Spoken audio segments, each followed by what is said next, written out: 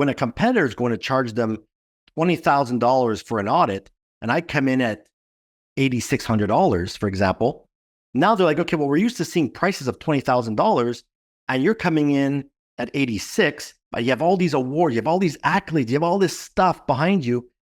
How can we possibly take you seriously now? Welcome back to another installment of the Next Gen Case Study Series. On today's episode, we have Terry Cutler, who is the CEO and ethical hacker at Cyology Labs, Inc., a Montreal-based cybersecurity firm. As an award-winning cybersecurity expert and ethical hacker, Terry is also the author of the Amazon bestseller Inside Secrets to Internet Safety. He's recognized as one of the top 20 most influential people in cybersecurity by IFSEC Global in 2018, 2019, and 2020. And he recently received the Global Thought Leader Award from the Life Safety Alliance for 2024. He's helped businesses, governments, and individuals secure their digital assets through his company and popular online training platform, Internet Safety University. And we're excited to have him on the show. Terry, welcome to the program. Thanks for having me. How are you? I'm doing wonderful, man. This is exciting. I got a ton of stuff I want to pick your brain on with the work that you're doing at Cyology. But before we get too deep into it, Terry, can we start with just a quick couple of minutes on your background? You know, who you are, where you came from, and how you landed as the CEO of Cyology. Sure. Well, I've been passionate about computers since the age of 10. So by the time I got to college, I've been playing with computers every day ever since then. By the time I got to college, I felt I knew more than a teacher. So I actually dropped out of college, went to a specialized school that only taught me about computer networking. So for those of you that are my age, I specialize in Novell technology. Okay? It's like dinosaur now, but then eventually went on to work for the company Novell. But in 2005-ish, I started getting inspired by watching shows like CSI and 24. Remember Jack Bauer? Mm-hmm. I was like, how does Chloe O'Brien break in all these systems so fast? And that's when I learned there was a course called the Certified Ethical Hacker, where they teach you the same techniques that the bad guys used to break in, except using these skills for good. So luckily, I got a chance to fly to Washington, where I trained with the FBI, the CIA, and Navy SEALs that were in my class. And armed with that knowledge, I felt it was my duty to give back to the general public and business owners on how to protect themselves online. So then eventually my name started circulating. I started appearing on most of the media outlets across Canada. And then I do a lot of keynote talks around the world, but I couldn't be in 50 places at once. So I took everything from the head, put in a digital product called Internet Safety University, where today has just over 40,000 students from 150 countries. So I push out content through there and through a mobile app called Fraudster. And I just try to keep people up to date with the latest frauds and scams to watch out for so they don't get popped. And it's a quickly evolving space. A lot of people, we just don't recognize or don't realize how often this kind of stuff is going on behind the scenes and what you can do to even be proactive about protecting yourself. Yeah, and that's my challenge. Is like I've been doing the consumer stuff for a very long time, and unfortunately, they don't care about cybersecurity until it's too late. Mm-hmm. I mean, obviously, cybersecurity is a very dry subject, and that these guys are about to get into a scam, but they don't believe it until it's too late. Then when they get hit, their bank accounts are drained, their life savings are drained.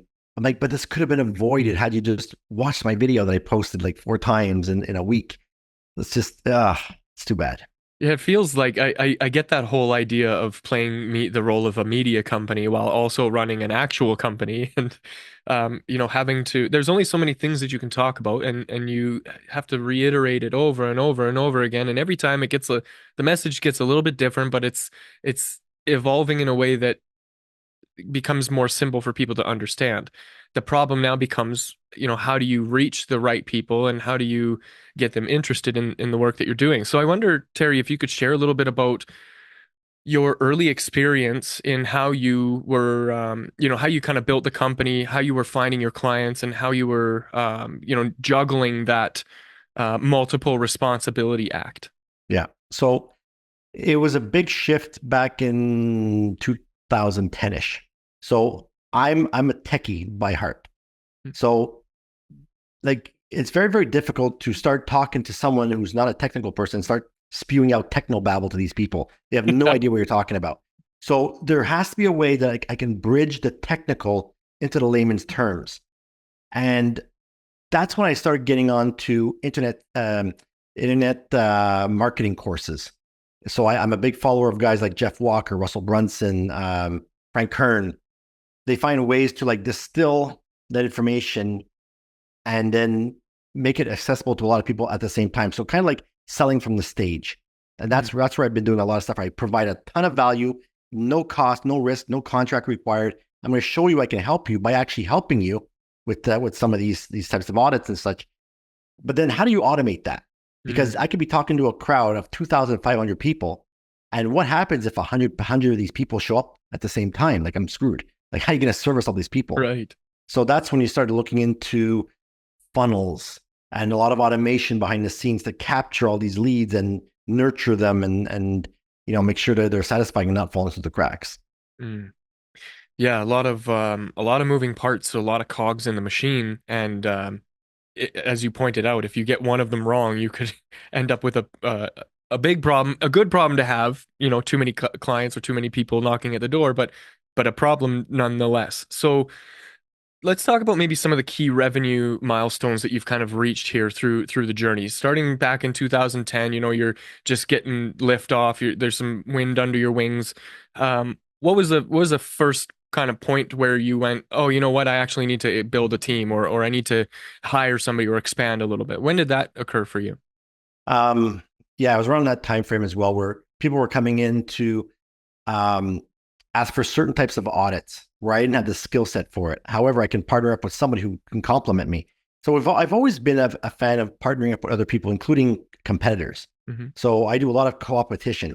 It's at the point now where there's so much trust where I can have a full-on competitor jump on a call for me, scope it, provide the quotes and everything for me on my behalf. So it's like a consortium that would complement our skill sets.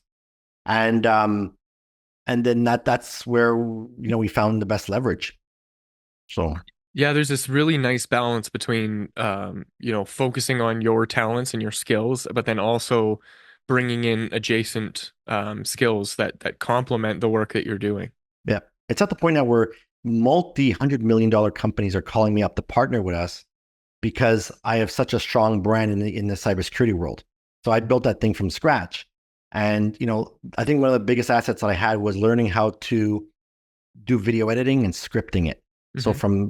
I've been building my own videos from script to screen since 2013. So that's and then with the media appearances and the YouTube and whatever, it has a nice audience behind it. Yeah, that's something that a lot of businesses kind of overlook or don't give enough value to is the brand recognition, or the power of having a reputation for being somebody who provides value, whether that's online at events, in real life at speaking gigs, or on stage, that sort of thing. Um, the ability to grow your audience and then serve them in all of the ways that they need to be served is I think a key foundation in the structure of building a business, on especially in this increasingly digital world. So when it comes to kind of your strategy here, from the 30,000 foot view, yeah, create content, put it online. But what else is involved in all of that? Um, well, there has to be, yeah, the content piece is very, very key for me. I got to put out timely content that speaks to a problem that most people would probably have and make them say, oh, yeah, is that me? Oh, yeah, or it is me. Let me click on this link. And from there, I can take them through a journey to, to help them by providing as much value up front at no risk. I'm going to gain their trust. They're going to like me, and people buy from people they like and trust. So that's really the essential goal. Right. Once you've established that trust, or provided some upfront value, now they are a little bit more inclined to want to work with you. And Correct. um, I think what's so my biggest problem I'm having is that because I have so much content out there, so much stuff that some people have never heard me before, which is a shame. And so when they Google Terry Cutler, they're like, holy crap, like there's so much stuff. Like there's 15 years of content. And right. also when they see this stuff, they're like, okay, I'm buying. Like, shut up. Where do I sign? The last year has been like that. It's like, okay, stop talking. Where do I sign? And do you think that's because you've spent so much time kind of honing in, or iterating on the message, or is that just on the sheer power of the brand and or is It's there a combination of both? Like how do you attribute the success to that? it's the sheer power of the brand. However, I think I'm doing a very lousy job of presenting it properly. Mm, So when people finally, like I said, when they find me and they see it, like all the treasure trove of all the stuff that I've been doing, they're like, "Oh man, why have I not heard of you before?" Well, that's on me now. I got to figure that part out, and I can't find the right person or company that's been in my shoes to be able to do this. That's one of the challenges. you know, it's so interesting. I remember watching an interview with I think it was Alex Hermosi on Diary of a CEO, and he was talking about a study they did on the world's most successful people and what attributes made them so successful. And he said that they were able to distill it down to two really big things. One, they were delusionally confident about their ability to do something well for other people. And then the other one was they were absolutely self-deprecating, hated everything they did, and were the hardest critics of themselves. And Terry, talking to you, I'm starting to kind of see this.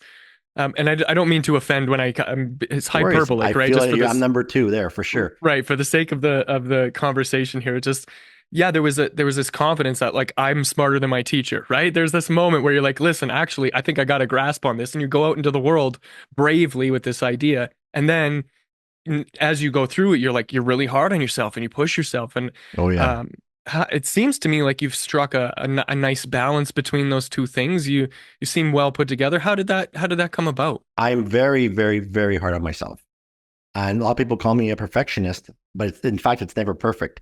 I'll be at the point where, let's say, a 5 minute video could literally take me 3 hours to create.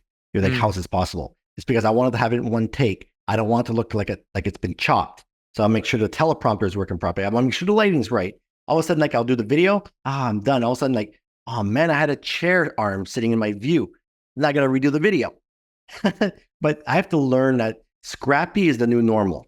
So, when it comes to some of the goals that you're kind of setting for yourself and for the business, I know we kind of pointed at you're hard on yourself and all that kind of stuff, but you got to give yourself a little bit of room to grow and a little bit of room to experiment or try things out. What sorts of things are you aiming at now in terms of revenue goals or customer acquisition goals? Like, what does that look like for the future the of last Cyology? the last couple of meetings I've been having this year has actually been around acquisition. So bigger companies are looking to acquire um, growing companies, Hmm. and what's interesting is that obviously I've been experimenting with ChatGPT for almost a year now, and I was surprised that ChatGPT knows more about me than I thought. And when I started doing the what do you call it, like the business valuation, Hmm. it tacked on close to $3 million of valuation because of my brand. So I found that interesting. Um, so my goal is going to be a $20 million exit.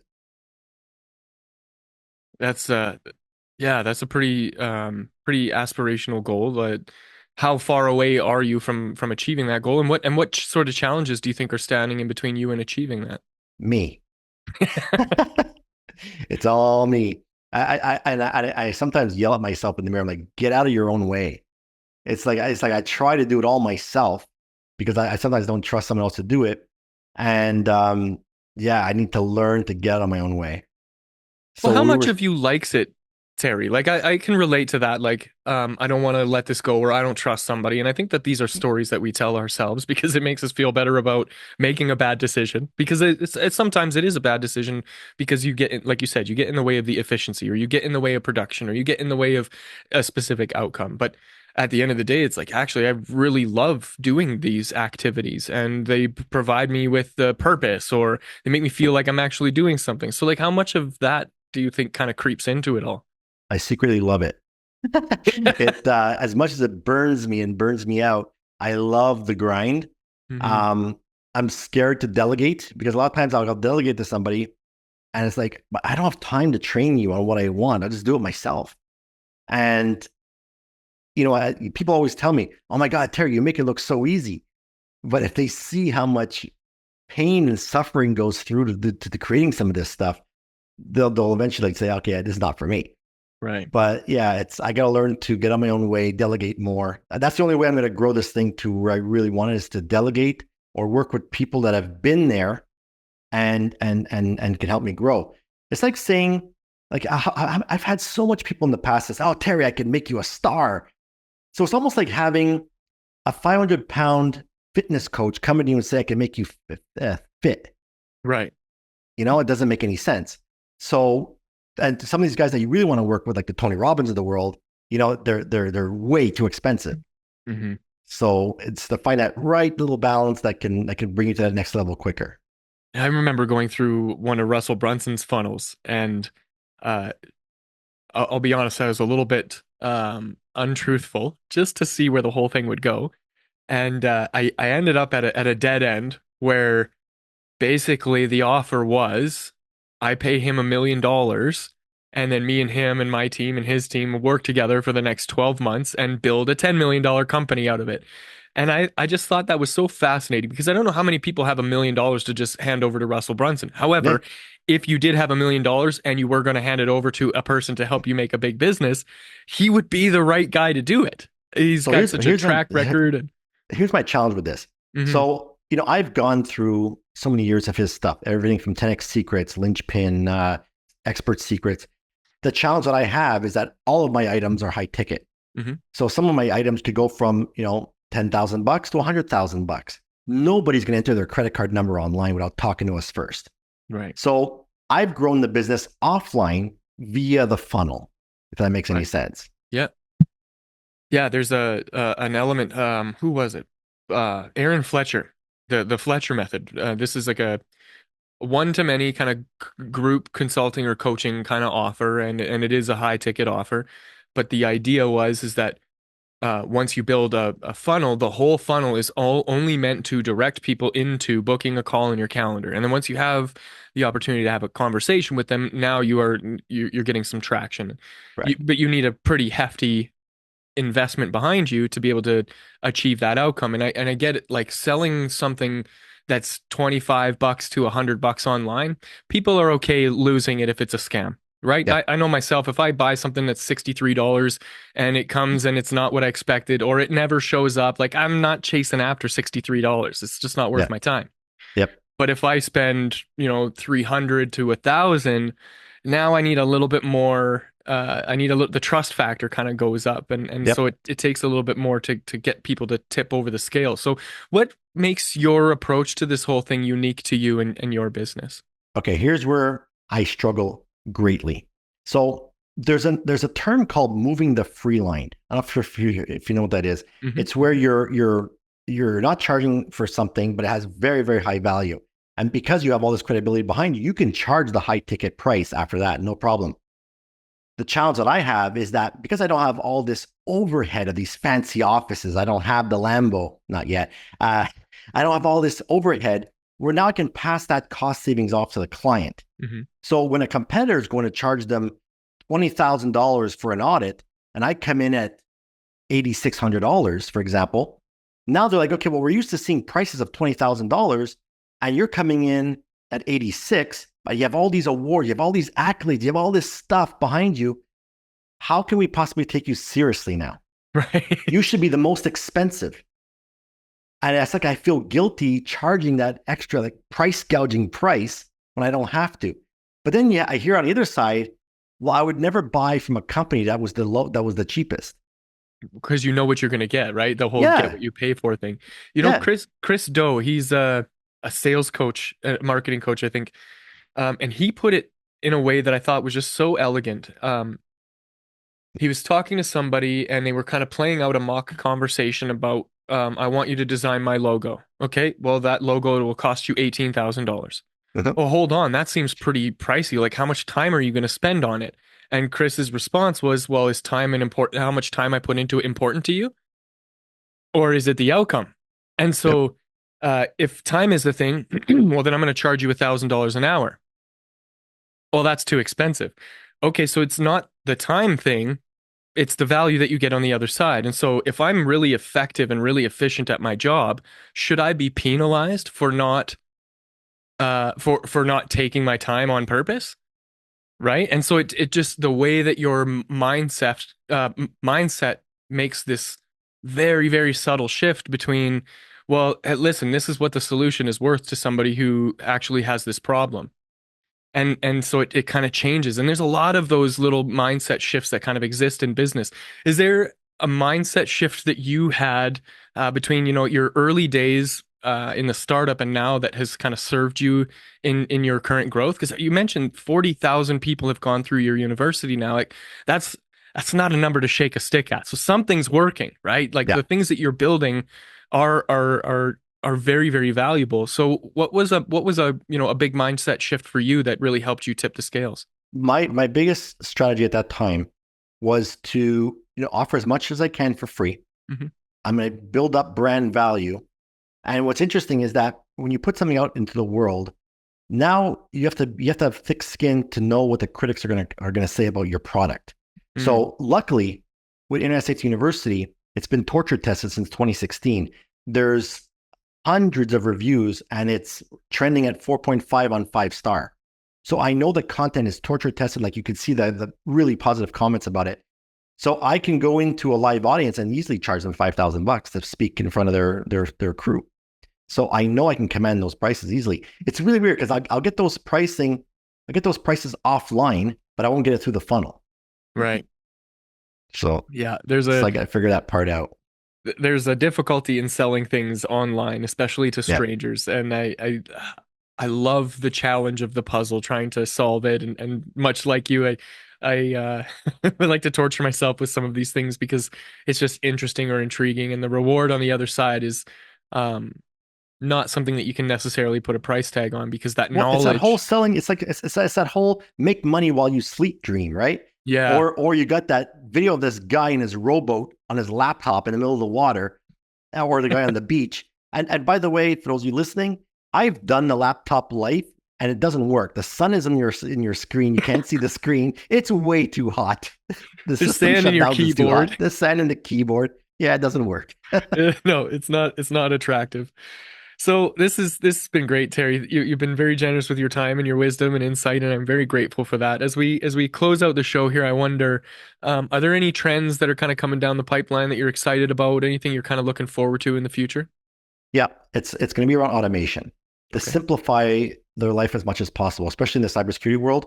Um, let's talk specifically about what's called penetration testing, where we get hired to legally hack your business, find all the holes before the bad guys do. So an audit like that could cost, $10,000 one time, but now we can offer the service for that same price, but 4 times. So once a quarter. So because we can automate a lot of the heavy lifting, and then the humans will just take care of the reports, make sure everything ran correctly, like do all the QA at the end. So automation is really going to be key in a lot of business right now because speed is going to be a huge factor coming. Yeah, that's exciting and on par with the 20 million acquisition because once you have a solid set of SOPs and systems and things like that, that's really what's attractive to the other side. So I'm wishing the success of that for you. If just one final word, I guess, if you could offer a piece of advice to somebody else who's kind of up there or out there and up to it, doing things and kind of taking on some similar challenges, what advice would you offer them? All right. If we're talking about specific brand building, you need to build a personal brand. And, I'll always get the comments like, oh, Terry, it's easy for you. You've been doing this for so long, but I had to start somewhere. Hmm. And you have to imagine that, you just put your head down, keep put out content, just put out content. And eventually it's gonna build up momentum, and it's gonna really come easy now. That's what's happening now. I'm in the momentum stage. I'm working with billion-dollar companies. Why are billion-dollar company coming to Cyology Labs? Like, you're not a very big company, but it's because we provide a ton of value. We provide a lot of quality work. So I can say that, yeah, I was never working with billion-dollar brands 10 years ago. So just keep working, keep at it. Patience, patience, patience. Yeah, that's one thing I think we'll always encounter is the must be nice crowd. And yeah, it is nice now, but it wasn't for the last 15 years that I've been dragging myself crawling through the mud to get here. So Yep. I can fully relate to that. And it's really, really powerful advice. Thank you. Terry, if somebody wanted to reach out to you to pick your brain further or perhaps work with you, what's the best way for them to do that? First thing I would go to is my blog at terrycutler.com. And then, then there's ways to reach out to me from there. Beautiful. We'll make sure to link to that in the show notes so that anybody listening or watching who wants to reach out to you can do it easily. And on that note, if you wanted to get in touch with me and my team for any of your marketing or AI needs, you can visit nextgengrowth.com. Otherwise, that's it for this episode. Thanks for joining us for this conversation, and I will see you in the next.